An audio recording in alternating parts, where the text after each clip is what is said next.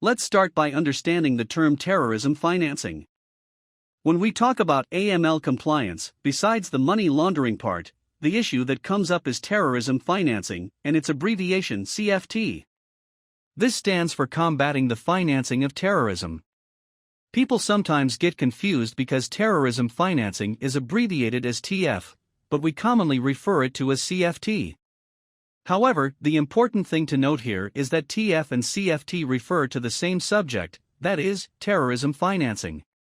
Intuitively, we tend to understand what terrorism financing is, but the difficult aspect is to define terrorism itself, as one man's terrorist is another man's freedom fighter.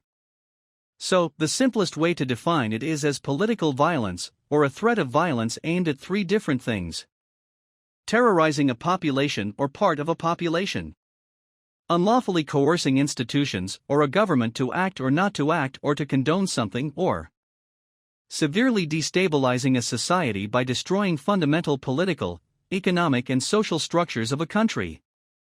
The political aspect is what makes it difficult to define terrorism.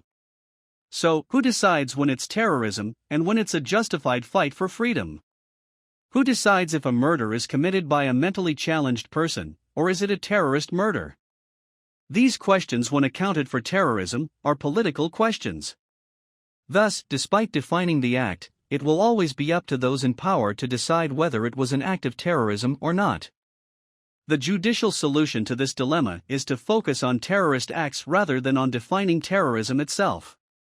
Therefore, our focus should be on identifying activities such as kidnapping, bombing, taking over territory, decapitation, mass shooting, murder, all kinds of terrorist activities as specified in the law.